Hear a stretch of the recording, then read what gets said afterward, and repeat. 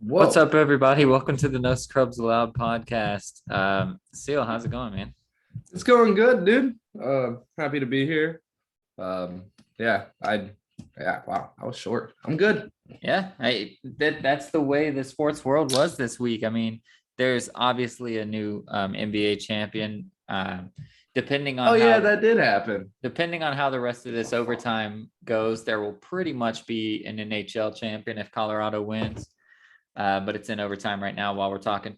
Um, your rec league did not have a game. My rec league, I shouldn't have had a game. It was a Oh, I'm pretty tough talking week in about my sports. rec league though. No, we're both talking about it because that's what we have You know promised the what? people. But Let be- can we?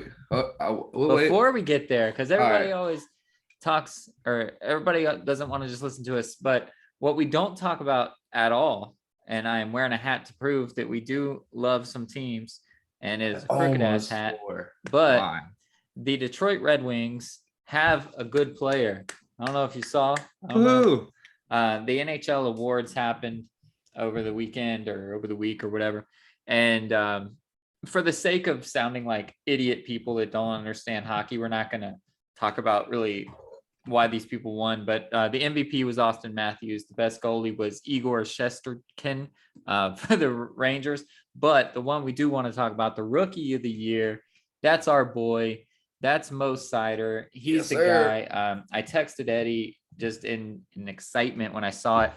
And he said, yeah, he got 50 points as a defenseman, which is really amazing, especially as a rookie. So again, I don't know how that compares to people in the world, but it's amazing just to see the Red Wings slowly seeing this rebuild start to come to life. Yzerman is picking some good people. It seems we actually had two people finish in the top five for rookie of the year, so we're starting to Yeah. roll them in, and that's huge to see because it's been what about 16 years now since we've gotten anything good. Well, didn't what was it? 16, 17, 18. We snuck in a great year, Yeah, I mean like a good year. but a great year. It's a great year. I think we won a series. But anyways, yeah, I like to see this is kind of reminds you of these two top five guys, one guy being a defenseman having 50 points, remind you of that 90s style that Yzerman was a part of. Yeah. And so he's just looking like, yo, all right, I need to get me a Yadimir Yager. All right, we need to get a Sergei Fedorov. All right. You And got Nick Lidstrom, it seems like the yeah, scoring defender. cap it off in the goalie there at the end with the cherry on top, and you have yourself a good team for the next 5-6 years, like we had in the late 90s, Yeah. early thousands. So I like that he's the one that's finally we have somebody in there trying to right the ship that's actually knows what this city means to hockey and what hockey means to the city, and just to have all these guys come in there and collect a check. Honestly, at the end of the day, what the fuck did you really do to try to better this roster for the last 10 years? I don't want to hear any of that. Oh, well, I thought this kid would pan on. No, you literally collected a check. That's all you did the whole time you were there. And see somebody who doesn't give a damn about the check, just wants to see the Red Wings back on top and to shut Pittsburgh down with all this hockey town talk that they got going on. I'm excited for it. And Yeah. yeah, maybe next year that rookie of the year will go into being the most the one who didn't win can end up being the what is it called? Like the best player from last year. Well, they have trophies from like most improved. Yeah. But yeah, they have actual names for their trophies. I don't fucking know all of it. But one thing that hockey does do is they give a most valuable player and a most outstanding player, which is So fucking weird. awesome to me, except the same person won both of them. So Austin Matthews got both the most valuable player and the most outstanding player. So I don't know what that means for the trophy, but I'm just sad that Connor McDavid didn't get either one of them, even though he which is scored the crazy. most points in the entire season. I thought he would be the most outstanding, and then Austin Matthews would be the most valuable because obviously they Connor McDavid's team, Edmonton, also has Draisaitl, so it's not like they have the value there for McDavid, whereas Austin Matthews has to do everything on his own. So I thought that's how it was going to work, but Austin Matthews won both, so hey, congrats to him, I guess. It's But so dumb to me that they have two different I awards love that they for have two the best because player. because that would be like that dumb argument where they're like Mike Trout should be the MVP every single year. It's like, well, why don't you just make him the most outstanding player? But clearly he doesn't have value since his teams have never made the playoffs. So True. one of those type of things. That's why I like it. But then the same person wins both of them, so it doesn't matter anyway. That shit's stupid. But that's all we got for hockey. We'll chime back in if this hockey game ends within the hour. But now let's bore the people with our. So it's our 2-1. talk. It's 2-1 Colorado. Colorado. Right now.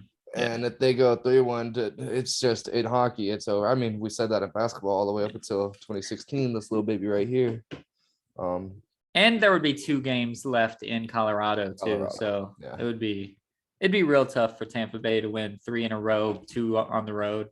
They have to win hockey. both at home right now. So yeah. They got one in great fashion. What was it? Ended up 5-0.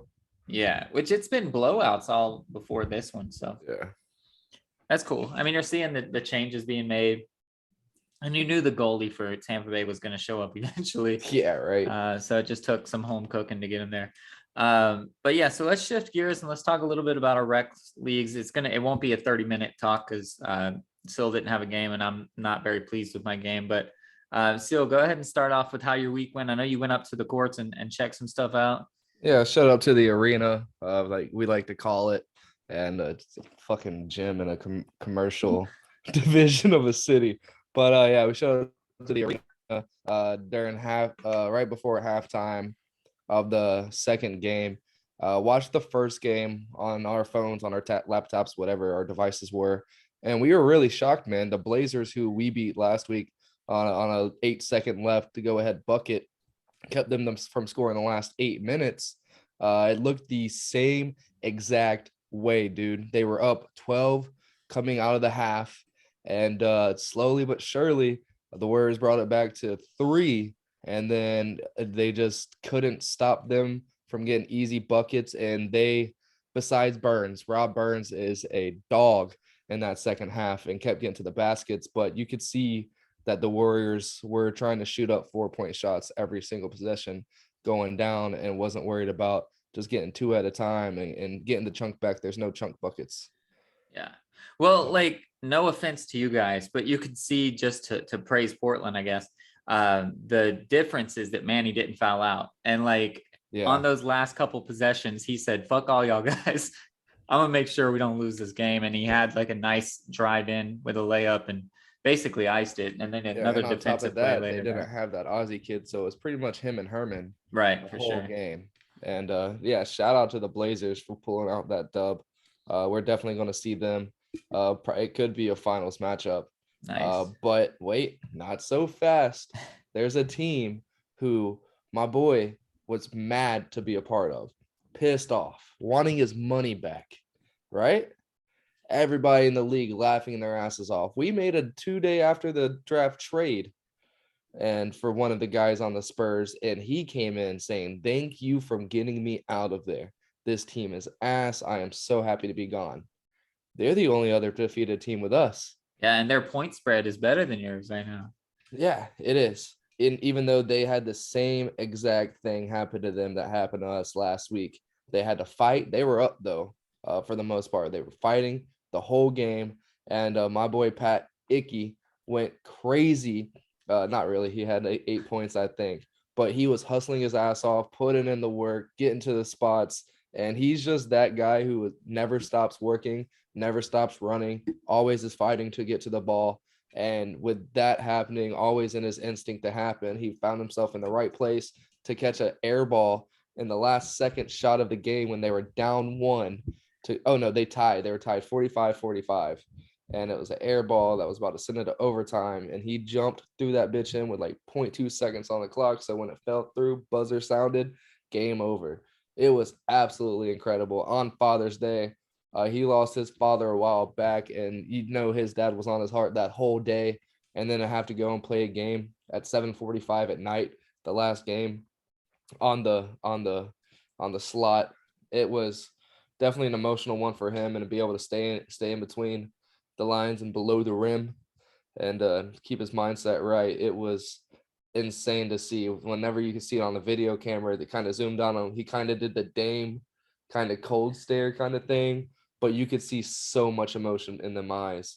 And I'm just really happy for him, bro. It was kind of like a big brother, proud father type moment for me because I was chilling on their sidelines with them. Actually ran and grabbed them a clipboard to draw up that last second inbound play, which they didn't run. It was Al, bro. Al. Everybody Yeah, else did what they were supposed to do, and Al just walked down. And like, come on, dude. It was crazy. But hey, they're 3-0. We're 2-0. They have a bye week this coming up week. So by the end of this, we'll be the only teams that are 3-0. And we play the Sixers. I'm not worried right. about them whatsoever. The The best players Bucks on there. even beat them, didn't they? No, they beat the Oh, Bucks gotcha. to get their only win. Yeah, they played each other.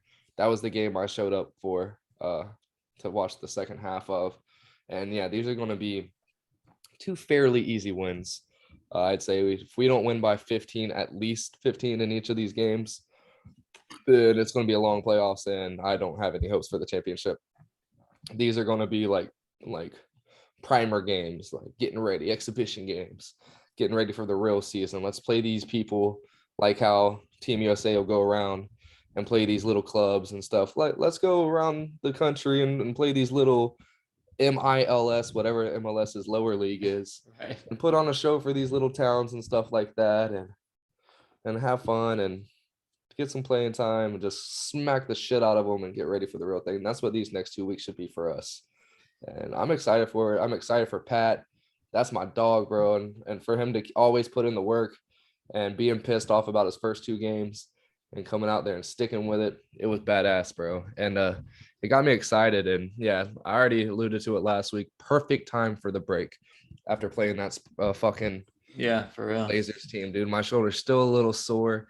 I still got a couple yellow, you know how they get yellow after they start going away. Still some yellow on my arms and my elbows, but I'm ready to get back out there. Definitely was itching. They only had 4 people with like 5 minutes before game time. I was like, yo, hey, I'll play my damnedest for y'all. I already put money on the game too.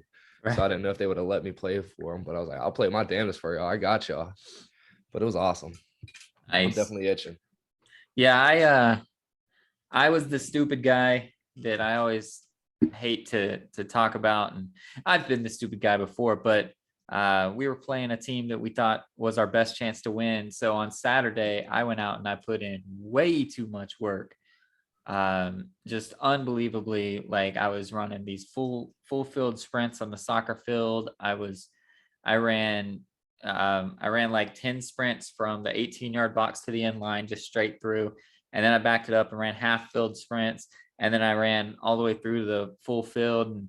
And while it doesn't sound like a lot, first of all, a soccer field is way bigger than a basketball court. And second of all, when I don't run at all, especially sprints, my legs were dead. Sunday, I rested. Monday, I was like, damn, I need to take a salt bath.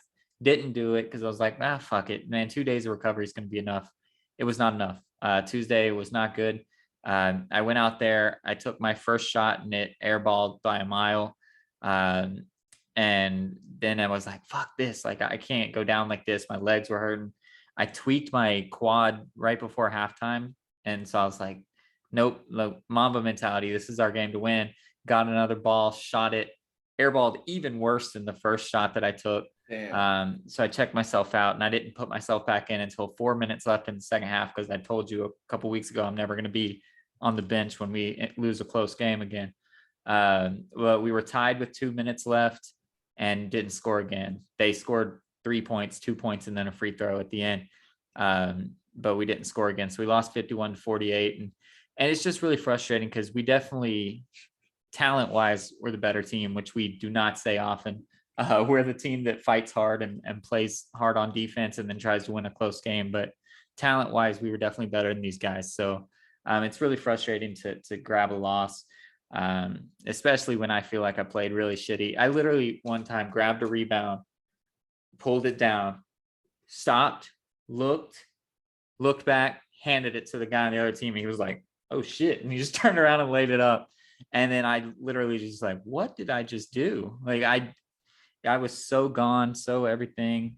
I was tired. I was just crazy. It was just crazy. I was the stupid guy that wasn't focused. I had to take an Uber to the game, like no excuses, but I just was not where I needed to be physically or mentally. So I was very upset. But we get 3 weeks off now because we get a bye week, then 4th of July week, then another bye week. So we're going to be meeting up definitely every Tuesday during normal game time. We're going to get to a court and work out. We're going to try to run some fives just at a park some other times. But when we do come back, we face the other bad team. So basically, it's like there's 9 teams in this league. There's 3 really good teams, 3 mediocre teams, and 3 shit teams. We're one of the shit teams. The team we just played was a shit team. And this other team is a shit team. They just lost by 14 points and they only scored 33 points. I don't think they're the only team that has less threes in the season than we do. They are abysmal, just like we are, and just like the other team was. So once again, we'll have a chance and we'll be ready. I did a lot of coaching on the sideline this week, as I often do, but normally I'm in the game. But with my quad hurting, I was just on the sideline. I did a lot of coaching and the adjustments that I was making for the team, the ones that do listen, not everybody listens, but the ones that do listen, it made a lot of differences. And we run a 2-3 zone because for whatever reason they're scared of man. And our one guard dives way too far down deep to try to pinch on the close or on the drive and stuff. And I told him, I said, dude, just stay up. Like they're going to try to make a skip pass. They want a 3. They don't want a 2. Just stay up. You will get more steals. He literally got a steal 3 straight possessions and ran it down for an easy layup. So at halftime, I was like, you see why I told you that? Like, just keep doing this type shit. And so like it started to turn the wheel. So now when we go to the actual park and get to slow down and talk about it, as long as they take some of my words to heart, those that can't do teach, right? And that's kind of where I'm starting to lean my life goals. But it was working. It started to pull us back. We were down by 10 at halftime. So when we made the adjustments, we really started pushing it. We got ahead and then blew it there at the end. But I'm excited. I'm excited to just continue to get better because we are getting better. I think we started the season with the teams that are now 1, 2, and 3. And it was 2 blowouts and then that one buzzer beater loss that we had. So it's starting to make it look not as bad that we were getting those blowouts because I think they were all the better teams. So we're just going to keep fighting. We have back-to-back games when we come back against bottom half teams and we'll be ready. We'll be ready. But yeah, that's the one thing I was talking to Pat about. I was like, bro, you might end up being the Cardinals, the Arizona Cardinals for basketball this year. So starting out 3-0, but you ended up playing the Jets. What was it? They played the Jets, somebody, and then they lost the next 4 games because they played like the Packers and they played 4 really good teams. Right. I was like, hopefully that's not the case, bro, because they played the Sixers and the Bucks, who are the 2 worst teams in the league right now, and they barely beat Memphis, who is 0-2 now, right? But the defending champs from last year. So hopefully that's not the case. They have a bye week this week, and then they come back to play Portland. And that game, I took a screenshot and I sent it to my boy Pat, and I was like, mark the fucking calendars, because the stat leaders on everything, points, rebounds, assists, steals, blocks, everything is Manny. And on the other side is Al. So it's going to be a fucking show. I'm excited for it. They alluded to, again, they can't wait for us. So since I was sitting on their sidelines, Al told me he's coming for Scott's throat. So hopefully they don't look too far forward. I put on our Facebook group that the roads through the championships going through Dallas. So kind of calm it down over there in San Antonio a little bit. But yeah, nice. Man. I mean, you had a disheartening week, but you guys still have a lot of momentum, a lot of fight left in the tank. And hey, man, if it's on you, something you are aware of already, like you just talked about, you're getting more into the teaching aspect too. So even if during the games you can slow down the pace and bring the game to you guys, that'll be a lot more in your strength. And that's something you've always been really good at doing. Yeah. And my dribbling's coming back too. Like right now, I'm not even trying to get the ball. I'm just kind of standing off in the 3 and waiting for the ball. But as my cardio is getting back and as my stuff's getting back, I'm definitely able to do some more things. So I'm excited. I'm really excited that the guys want to get together. We got there about 20 minutes early, and our big guy, our center, came up to me and Hugo, the other guy that's been really trying to coach. And he said, all right, guys, like, what am I doing wrong in our zone? Because he's like, they're scoring easy layups on me. So what am I doing wrong? The 2-3 is obviously supposed to stop the paint. That's the number one thing. So when they're getting easy layups. So he actually came to us and said, show me what I can do better. So it's nice to see our teams really starting to want to do better. Fucking losing sucks, dude. And when you're losing these close games, it sucks even more. So just one tweak here and there is going to start getting us some wins. And I've always said from day one, I've said it on the podcast, I've said it to you, I've said it to everybody that I've talked to, this season's not the goal. We are a group of free agents. Literally, they were just like, here's 6 free agents, all be on the same team, go. So if we can just stay together, sign up again as a full team next year, we're slowly going to get the ball rolling. So that's my goal, my look ahead. I'm just hoping that these guys don't get so disheartened. So maybe at the end of the season, we can play some easier teams, rack up some wins, and say, look, see, the goal's happening. Let's go get it. So that's kind of what I'm hoping for. And it looks like they want to. So it's exciting. And in your league, too, it seems like everybody makes the playoffs. So I think so. But I mean, I don't know for sure. But they made the playoffs last year with only 1 win. So I think so.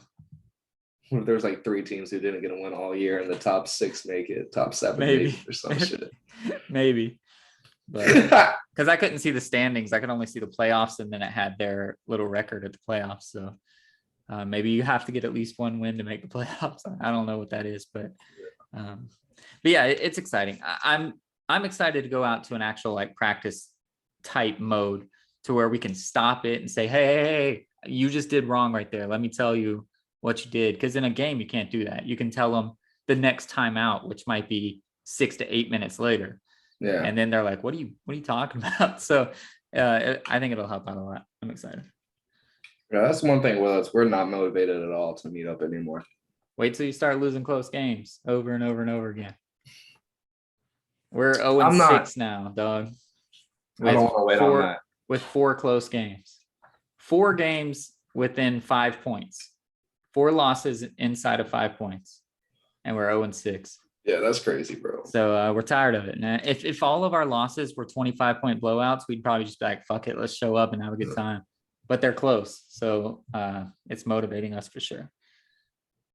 And if that team that scored fucking 33 points last night drops like 60 on us, I'm walking out the fucking gym. I'm done. Keep that hundo. I'm out, Joe. Yeah, I'll leave another hundo on the floor, so never call me back. Get this number. No, it'll be good though. I still love these guys, and I thought it was just a group of guys that were just trying to have fun, and it is, which is cool. But now they're starting to show their side of, we still fucking paid money, we want to win. So it's a good mixture. So that's what's up. I like it. I like that we're pretty much halfway through our seasons. Our playoffs is pretty much our season, that where the gut of our season is, but we're still in it. We're not checked out yet. How I figure a close game like you guys had will probably knock a little bit into you. Yeah. So. Definitely. It's I feel like it's more exhausting winning those type of games. And the way we won it, just being down the whole time. We're just happy to get out of there with a fucking win and to go home and just rest. When these guys, they're more motivated. They lost by 1. They're ready to keep going. They just beat a really good team. Right. And I feel like if we had to come out and play another game this week, it probably wouldn't have went that well, just because of how mentally exhausted we were. And we're just happy we got a win and no motivation to go right back out. Well, I'm motivated because I'm pissed. I went way too hard on Saturday, and I've always been that guy that goes out too much and just does too much to try to go from 8 years of never playing a single game of basketball straight into what I was in college like that. And I'm the guy that'll do stupid shit like that. So yeah, now I'm getting more comfortable. My goal this week is to try to make more of a presence being on ball and let it be known that I can do that. I'm trying to get more into shape and get it back beforehand, but don't think I'm just going to run around and get the ball and shoot. I can do more. Yeah, that's what I'm still working on. But for some reason in the games, I don't drive. Like our team doesn't really drive. That's not really our style, but I got to change it up because we're losing. So, all right. So moving on, we do have to talk a little bit about basketball. Steph did his thing. He finally got his ring, his little mini trophy, not his ring. I guess he already had some of those, but his little tiny Larry O'Brien trophy that everybody said he was missing. He got Yeah, one. now he's in the talks with Andre Iguodala Yep, as 4 rings, 4 Finals rings, one MVP. Finals MVP. For people to, I'm sorry if I cut off No, what you were you're going to good. go into, but it's pissed me off for people to start trying to put Steph up in the echelon of LeBron. Like, oh, they had the 4 rings, and dude, Steph, I don't want to hear it. 2 of Steph's was with KD. Those were given. If they didn't win those, that would have been a fucking problem, and people would have started going in on him like they did when Miami lost to Dallas back against Dirk and Jason Kidd's old asses. Yeah. But that's the only thing that's really pissing me off about it. Congratulations. I don't like the words because I'm a Cavs fan, but like Steph as a person, you can't help but like seeing Clay the way he was in the celebration parade. You can't Yeah. help but love. I don't think really anybody that enjoys the game of basketball wholeheartedly likes Draymond that much. But I hate seeing the Warriors win. Like I absolutely hate it. And then on top of that, you're going to try to compare what he did to what LeBron has done. Like what LeBron did in 2016, legit. I don't think he'll ever be the GOAT of basketball, but he's one of the greatest players, one of the greatest competitors of all time for being able to get that ring in 2016 and what he was able to do. And to show that if you can give me one fucking guy that can score 30 points with me in a playoff game, we'll actually be able to beat a really good fucking team in the Warriors, in which they did. Right. It made them go sell out and get KD, saying, oh shit, it was Kevin Love not being in there last year. We need somebody else if we want to beat these guys again. Well, like I agree with you, not necessarily because LeBron, I haven't heard those other than just that whole award thing, but the legacy of LeBron is going to be higher than the legacy of Steph. But the argument that I've been hearing that I'm also not in agreement with is saying that now Steph Curry has surpassed Magic Johnson as the greatest point guard of all time. If you are one of those people, I'm guessing you're under 35. We're under 35, but we actually have seen historical basketball. Go watch some Magic Johnson. Just you don't even have to watch that many games, and you'll be like, oh shit, I was wrong. Okay, next. Yeah. Like just because Magic had to take years off, literally because he got a disease that nobody thought straight men could get. And they thought it was spreadable on the basketball court, so he had to stop playing. Like that's the only reason his numbers aren't what they should be. But like there's no doubt in my mind that Magic is on the Mount Rushmore for point guards, like as the point guard spot on Mount Rushmore if you had 5, I guess. And Steph's not even in the stratosphere. He would have to do a few more things. Yeah, when people think of Magic Johnson and they see his highlights, they see that as a whole career. Like, no, the dude literally had 2 or 3 years left in his peak prime, and it was cut short. Like, dude was still going to be a monster, and it wasn't allowed. Yeah, I mean, he was still young, and I know people retired younger back then just because health wasn't what it was. But yeah, he was young even for back then. But yeah, Steph. I mean, congratulations. He definitely carried a team. But he kind of got an easy road. First rounds are first rounds. Nobody cares about those. But Memphis gave them a lot more hurt than they should. And we saw that the Warriors could blow these leads. And then Dallas shouldn't have been there. And this is not me as a Suns fan, but Dallas was not a championship contender. They had an amazing run. They had an amazing player. They dominated us. It's not about that. But the road is easier when you have to go through Dallas than if you have to go through Phoenix or one of those other teams that have a lot of like just chance to win the whole thing, I guess is the way to put that. So Steph really got lucky there. And then it's not Steph's fault at all, but Boston fell apart, man. Boston, we could talk about the Jason Tatum side of this, but Boston just either got tired. They had to turn around that crazy start that they had where they were just shitty. But after those first couple games, it just became more and more that the Warriors were just going to walk over. If they would have played 5 more games, it would have been 5 more wins for the Warriors. There was just no chance. It was just rolling at that point. So Yeah, and you could see it was in those young guys' heads over there in Boston. Tatum wasn't able to get out of it. Excuse me, just thinking way too much. Brown seemed to be the only one that can consistently keep it going. And even the last game or two, he fell off efficiency wise. And it just looked rough. If you're a Boston fan, that had to be tough to watch. It's bad. Over 100 turnovers in the playoffs. That's never been done before. That's insane for Jason Tatum.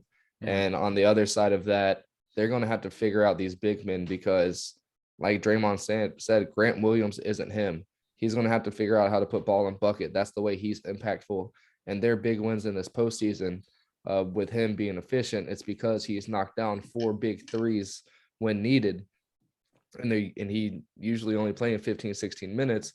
He's going to have to get a lot bigger, a lot more aggressive on the defensive end if he's ever going to want to be able to put significant numbers like Draymond is able to. That's the only thing about Draymond that I will give him respect for, is that when he does turn it on and actually care about basketball, like we usually see in the beginning of the seasons all the time, that's why he's usually an all-star, is because when the season comes out, the dude's hungry as fuck for playing basketball and he dogs it. He's getting 12, 13 rebounds a game. He's getting 7, 8 assists. He's getting a good 10, 15 points a game, and all this shit's adding up. But then in the postseason, and he's always trying that extra shit, and that's when he starts getting out of it. But that's going to have to change for Greg, right? Greg Williams. Grant Williams. And then on the other end of it, Robert Williams showed up though, but his knee, is it going to stay inflamed? Is it not going to stay inflamed? He's going to have Anthony Davis syndrome, bro. So they're going to have to figure it out. I feel like Al's done after this. This was his last hurrah. I feel like trying to give it all out there, or maybe that lets him know he can go another year and he's going to go ring chase somewhere. Oh, they're going to give him some money. Somebody will. But or you think he's just going to go minimum to somewhere? I think he's going to go get a chip somewhere. I'd go ahead and take my two years for 28 million or whatever they want to throw at me, and let's go send a couple back. I mean, yeah, I think he's going to have to go somewhere in the East, maybe Chicago or something. Back to Atlanta. How about go to Dallas, where they just got Christian Wood and immediately makes that a scary team to face in the Western Conference playoffs next year, because now Luka definitely gets the rest, right? He can kind of get a break when Brunson's going at it, but we saw in the postseason, Brunson's still young. He still has a lot of unfinished polishness to go. I mean, we haven't seen Christian Wood in the playoffs, so we've definitely seen him take off games, literally take off halves, say he's not checking back in. So is he going to be mentally tough enough in the playoffs to get through it and stay mentally strong? That's yet to see. But that's a huge 3-headed monster, and he's different offensively, but he's still as efficient as a lot of big men are in today's age of basketball as well. So that just makes them a lot better. And if you can throw Al Horford in there too, over best shooter in the world, Maxi Kleber, then that's an instant upgrade as well. So that would be a very scary team if Al Horford wanted to go ring chase there, and they were just in the Western Conference Finals. Yeah, I don't know where he could go. He could come take DeAndre Ayton's place out here. Let's have the JaVale McGee, Al Horford geriatric tour. That'd be nice. Man, that would be nice for the win column, but that'd be nice. We'd have the oldest team in the world, bro, with all those guys. Oh, so I finally won the championship on my 2K, right? And you know how you can go through and look for free agencies and shit? Yeah. I was like, Chris Paul might retire. Kyrie's one of them, and so on and so forth. Yeah, Chris Paul retired. We got freaking Ricky Rubio backing up Kyrie Irving. So it's Kyrie, Devin Booker, me. I have Mikal at the 4. They try to have Jay Crowder. Fuck that. Minute swap. Mikal and DeAndre Ayton. But the other end, it's Rubio, Crowder, Shamet is the 3, and then Saric and Birch, whoever Birch is. Huh. Because I took Jalen Smith and scrub. Send his ass. Real team didn't even want you. I put him in reserve. He's a 75 reserve. I had to go to Charlotte because Phoenix wouldn't offer me a max contract. Phoenix didn't offer me a max contract. You tried the max? I tried to do the max and they said no. So then I lowered it down and they said no again and like took the offer from me. No way. And then I tried to go to San Antonio instead and did the max and they said no. And so then I went down even lower and they took that shit from me. So then I went to Cleveland. I said, all right, I'm not going to do the max this time. Put it a little lower and they only offered one time. And they said, no, fuck you. We're taking this shit. So then I went to Charlotte and just took whatever they offered me. Damn. So I was able to get 800 a game in 1.5. I don't know what I get, but Yeah. That's what I got. didn't I'll win the take them. MVP or rookie of the year, all that shit like you did. So Because I need the 1.5 to get just this shit over with. I have one more cap to go. I can get to a 94 right now. So I want to take that 20, 30 games I need and turn it into 10, 15 games I need. nice.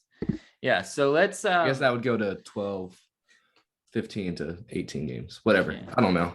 So let's move on from the championship. Congrats, Warriors. You did it again. Hopefully the Suns are there, but I think our window might be. You didn't get this one though. You didn't get this Uh, one, you pricks. But we'll see. Fine. I hope we have an Ayton trade to talk about as soon as next week. That would be amazing because once the That'd be draft is sick if it over- happened tomorrow. Sign trade with picks in the draft. Yeah, but who would we get and get picks that are worth a damn? Get whatever his Ivy, whatever his name is. No, but I'm saying, so you think just a straight up Ayton for like Jaden Ivey would be good enough? No, we got to get an established player and a good pick that would be in like the top 12 to 14. Yeah, you can get a pick from them. Who's the fourth pick? Sacramento. But I'm saying we'd have to get like Sabonis and the pick kind of thing. That'd be dope. That's what I'm saying. And Sacramento might be stupid enough to do something like that. That would be awesome. But no, I'm thinking maybe Indiana, because I think Indiana's down near like 9 or something. We can make a trade for like Bagley in the pick. Couple of shitty old guy or big guys. Didn't Bagley get traded? Yeah. Oh, he's on Detroit now, right? Yeah, I think he did. Yeah, he went somewhere. Whatever.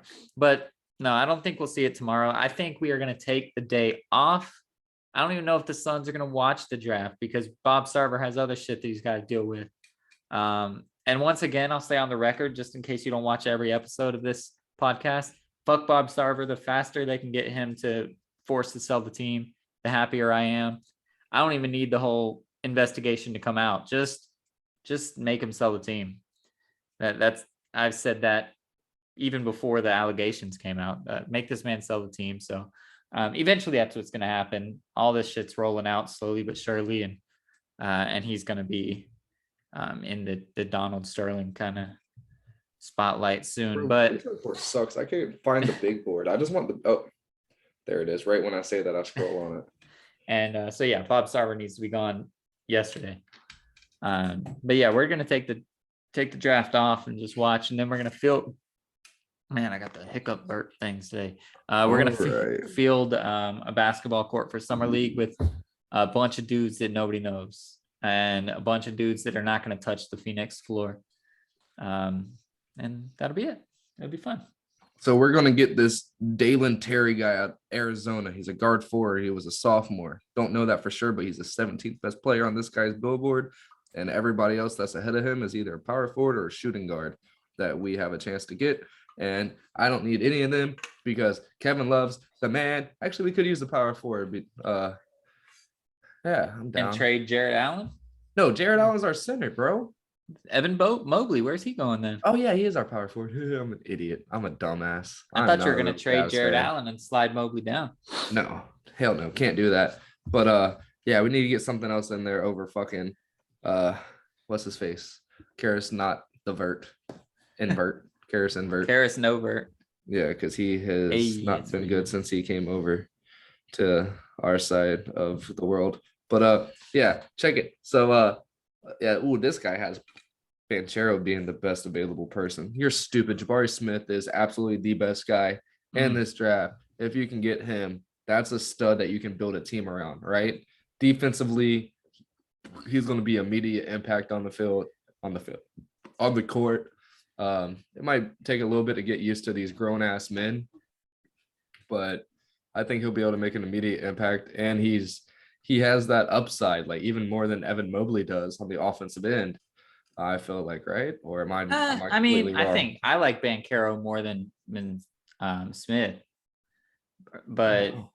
Jabari just I don't know because Auburn sucked, and the guards would not pass him the fucking ball. I don't know what he can do for a team that needs a superstar. Like if he goes to Houston, he'll be awesome because Jalen Green will take care of everything, and you just got to be you. If he goes to OKC, he'll be awesome because Giddy and Shea can take care of everything. They're way better than those Auburn point guards would have ever been, and you just do you. But if he goes to Orlando, I don't know. It's just hard because Orlando has just been getting so many big guys, so many. They're like waiting for a perfect guard draft, and it's just not coming ever. Every time they get up at the top, they have to pick a big guy. Mo Bamba dropped to them. They pretty much had to take him. It didn't work out. Jonathan Isaac, who's okay, he dropped to them, and they just had to do it. The Wagner pick is good. And he's really their best ball handler at this point. No offense to Fultz or Anthony, but um, Jabari doesn't need more Fultz and Anthony type ball guys, so he's So probably if you're the GM of hoping to go down. Orlando, you're telling me you're pulling on Banchero just because you know he can be that guy that can end up with that kind of Jason Tatum offensive weaponry along with his big ass size. Yeah, what they should do. I don't know that they'll do this because I don't know if they're as smart as Danny Ainge. They should trade down. They should tell Houston, yo, if you want Jabari, you better come get him because we got 14 other teams on the phone right now and they all want him. Houston jumps up, they'll take Jabari. OKC's picking Chet. If he's there, they're picking him. They already wrote his name on the card, and if Chet gets picked, then they might have to trade their pick because they don't know what to do. They're picking Chet. Then Bankero goes third. It'll be another Jason Tatum, the Fultz Lonzo Tatum situation because if they can trade down and all they got to do is make Houston believe somebody else wants that pick. All they got to do is say, yo, Sacramento called us and we're fine with number 4.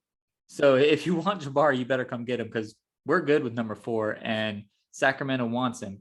And whether Sacramento's on the phone or not, it doesn't matter. As long as Houston believes they are, then you drop down to third, you grab Bankero there. And I think that would be the best case for Orlando because I just believe that Bankero and Smith could both do the same stuff for Orlando as far as making their organization better. So why not go get next year's pick 2 and a couple other things and go ahead and take Bankero at third? That's what I'd do. Yeah, I mean, I think on the offensive side, Bankero, Pablo, right? Paolo. Yeah. He definitely is better on the offensive side. I can definitely see him with. I mean, he was with Kentucky, so how much better coaching can you get? Duke, same fucking thing. How much better coaching can you get? Yeah. And well, yeah, no, did he have K for a season? Yeah. All right, but anyways, he just seems like that guy on the offensive end compared to Smith. When you think of Smith right now, he didn't get the ball. He's that guy. Yeah, he can get the boards and go down and get buckets. But Paulo can jump up over guys, get shots off, create his own shots. We didn't see Smith do a lot of that. But I just don't know. I think the way this league's going, Smith's going to be the better option at being able to solidify his career for the lone fact that defensively, he is never going to be sus. When we even saw Bankero, however the hell you say his last name, get pretty sus there at the end. Yeah. And one of the sole reasons they got fucked. And the scary part, if you to counter my own point, is Bankero was on a squad, right? Like there's going to be 4 out of the 5 Duke starters picked in the first round. What game was that? They literally started picking on his perimeter defense. Yeah, so he was on a full squad, so no wonder he's going to look better than Jabari, who was literally on a team that wouldn't have even been in the tournament if not for him. But when you talk about somebody that's never going to be sus on defense, Chet's that guy. And like, how is Chet's upside not the greatest in the draft? Now, Is it just because his downside is also the greatest in the draft that you don't think he's being considered? Or, I mean, he's obviously being considered. He's one of those three guys, but why he's kind of being overlooked? Do you think it's just his potential downside is worse than those guys? I think it's the fact that he's a toothpick, and the way the NBA is set up nowadays, they don't want to wait, right? Like if you're not ready to go in 2 or 3 years, you're getting shipped off, you're getting traded, you're not getting your options picked up. Like it's not like Kristaps back in the Porzingis. what's his name? What was the Jalen Smith? Yeah, Like if like they will ship you off. They are not going to sign your option just because it's cheap and affordable anymore. They will take that and get a pick and try again. That's just the way the turnaround is crazy nowadays in the league. And a lot of these teams want a guy that they know is going to be on their roster in 4 or 5 years when you're picking them in the top 3. And that the thing with Chet is he's either going to be scary good or he's going to be scary good and hurt himself. Like there's one of two options there. His frame hasn't really gotten much bigger since we started seeing him on YouTube 5 years ago. right. So I mean that he's what 19 now? No, he's still 18, right? He Yeah, got he's there at something. 17. He's Yeah. young as shit. He reclassed, I think. So yeah, he's even younger. Yeah, so he's still got a lot of growing to do, but I think that's the thing. Uh uh Smith's a sophomore, right? Yeah, Banchero's a Beccaro sophomore, was a junior, sophomore, or junior. something. Yeah. I had it up now. It's gonna go back to the I hate Bleacher Report. I hate it. Yeah. Right back to the home. Yeah, Yeah. I am so starting to get on your side. But the Hey. ESPN app is worse. ESPN sucks too. I hate ESPN. I'm about to get also. CBS Sports and give them a fucking go. But Yahoo Sports. I don't know, something like that. yeah, something. But yeah, I can't look up. I just had it up what their year was. Yeah. But yeah, Chet's literally the biggest risk in the fact that one, he's still small as shit like he was when he was 15 when he got noticed. And two, what was my second thing? Two, he was still the tallest guy on the court and also one of the most liable on the defensive end. And when he started cooking, you started seeing great things, but it takes a lot for him to start cooking. And I don't know how NBA liable he was, though. He switches all 5 positions. Neither of the others, maybe Smith could do that, but Banchero can't switch all 5 positions. It's funny because when you talk about Chet on defense, my worry isn't the small guys, it's the big guys. If he gets put on Jokic, what is he going to do? And like that's his spot. Hey, get on the freak. You're going to get worked. Get on Joker. You're going to get worked. Get on Porzingis. He's probably going to work Chet right now. I don't know about that, but it's Kevin Love's going to put up 40 on him. Al Horford's going to put up 30 on him right now. You're crazy. You haven't been watching Gonzaga, bro. Bro, I don't have that much confidence in this kid's defense right now. That's what he has right now. And then he has that pop Porzingis 3 that he can do. His defense is good, bro. He's I don't know. positionally. I think this is one of the first drafts in recent memory where we are going to have 4 guys that we can probably guarantee are probably not going to be studs, but they're going to be names that we talk about a lot here in the next 10 years. Well, we know about the 3 that are the big 3. How shitty, which I guess this is a weird shitty to have, but how shitty is it for Sacramento that the 4th best guy, the guy that they pretty much have to pick, is another guard? They have locked into De'Aaron Fox. They really want to keep him. They got Tyrese Halliburton. They're looking like they have their squad of guards once they finally shipped off Buddy Hield. They got Domantas Sabonis. They're ready. I thought they got rid of Tyrese. Then whoever their other guard is, they have another guard that they like. I think they got rid of. I think they sent Tyrese to Indiana. Then who's their other guard that they like? I have no idea. Well, either way, they have 2 guards, and now they're stuck. Basically, he was part of the Sabonis trade after, because remember he like went off for them and talked in an interview how much he loves Sacramento and wants to be part of that organization. Yeah.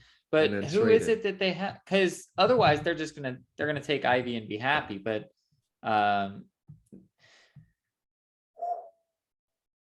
is it a name that we should definitely know right now? Well, I don't know about that, probably, but I just typed in Sacramento Kings to pull up their roster, And the first news from 3 hours ago, Kings want DeAndre Ayton. Oh yeah, I saw Thinking that. about the number 4 pick. Ooh, boy. Give it to us, son. I saw that. Give it to us. Yeah, I was just trying to find the roster, but oh, that'd be amazing. That's what I literally said like 10 minutes ago, and I thought I was just being an idiot.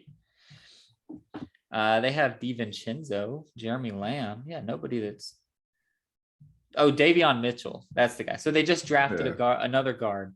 So they've been drafting guards left, right, and center. So to be stuck with good problem to have. Jaden Ivey, who is probably going to be better than any guard you've drafted in the last little bit, with all due respect to Halliburton, but you have to take him, right? And just keep on rolling through with the guards.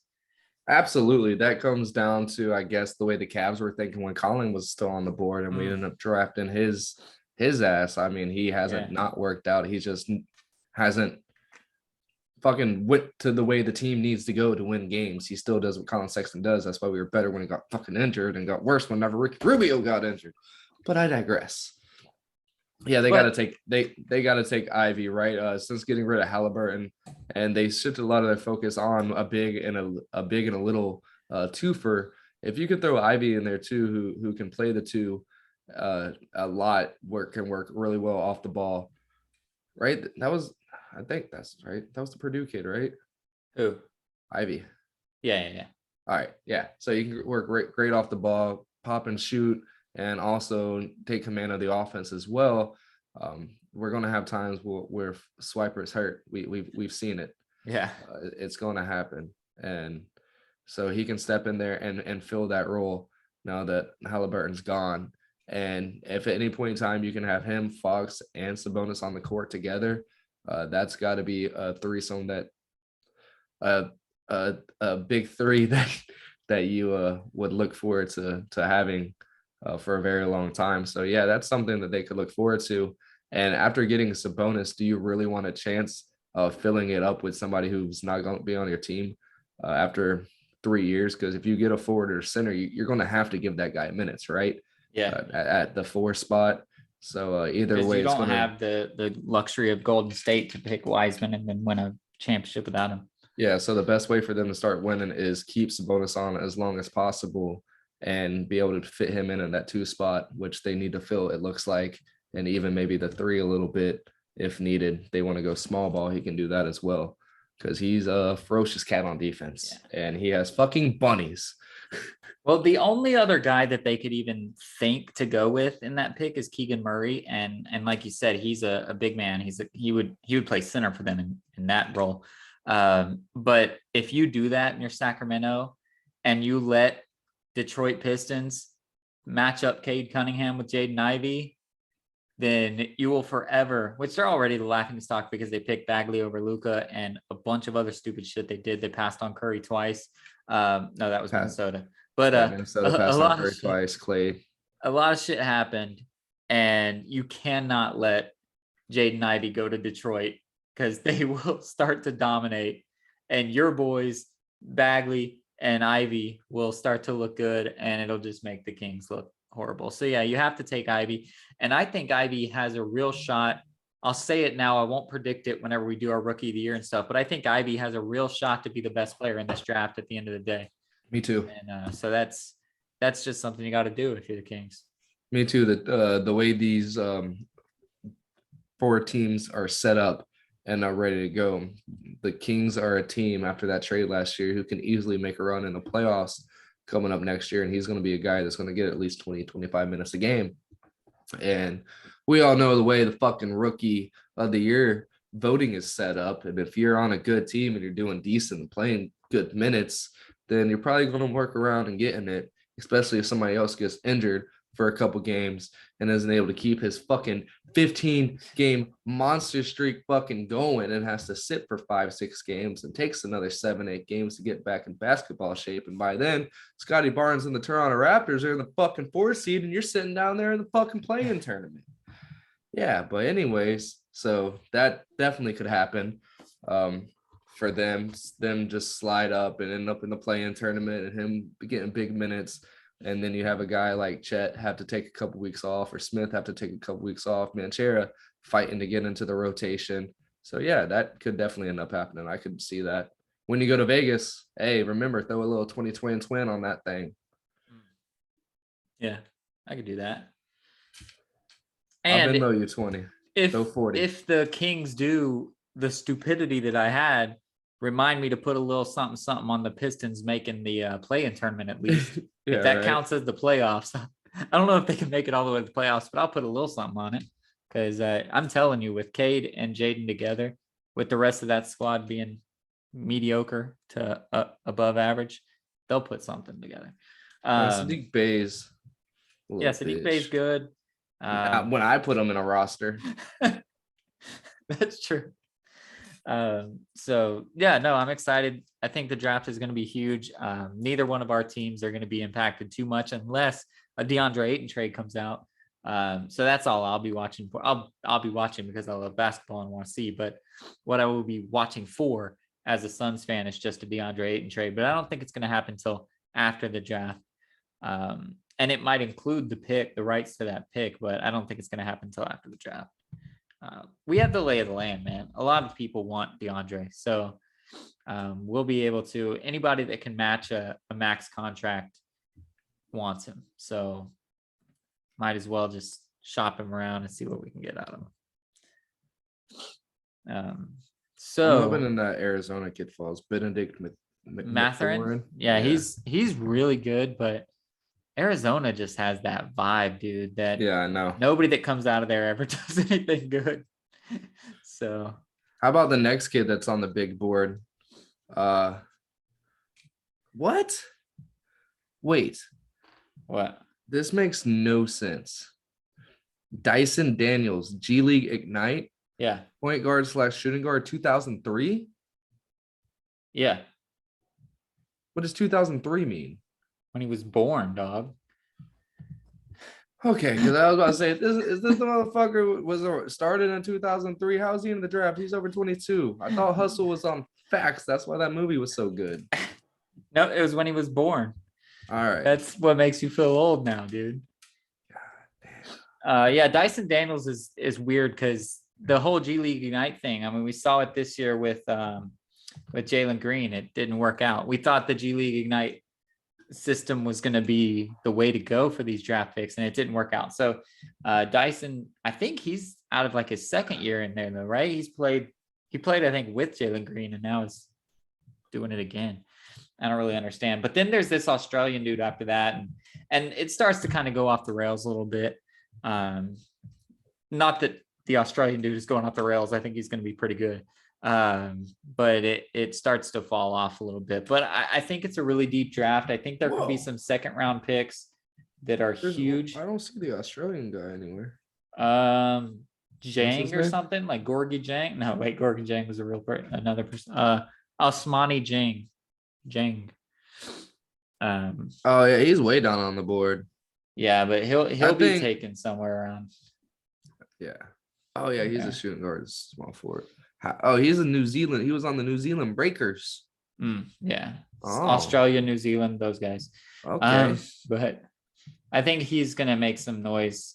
He's been having these hype videos, not videos, but hype coming out of all of his trainings that or one-on-ones, whatever they call those things, with the teams.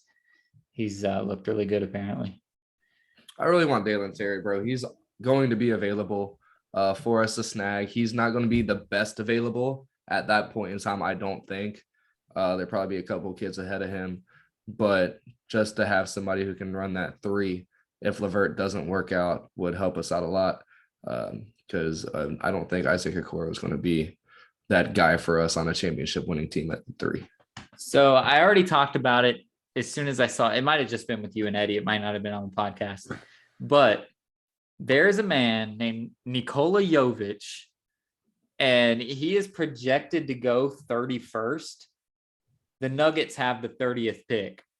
So if they don't go out here and get Nikola Jovic to go with Nikola Jokic, then they're doing something wrong. That'd be amazing. But yeah, Nembhard is in there. There's going to be some good second round picks just for your record, do you want Nembhard to be good or bad? I want him to be good. All right. The Nimhard that the Gators had was a really aggressive basketball player, Yeah. and the player for Gonzaga was a really smart basketball player. So if he's able to bring both of those into the NBA, I think he could be one of those guys that's looked at as one of the better point guards to fall in a draft in a very Yeah. long time, maybe since Steph. Psych, he's not going to change the game like that. But he's going to be one of those guys I think that are going to be looked at as one of the better second round picks in a long time.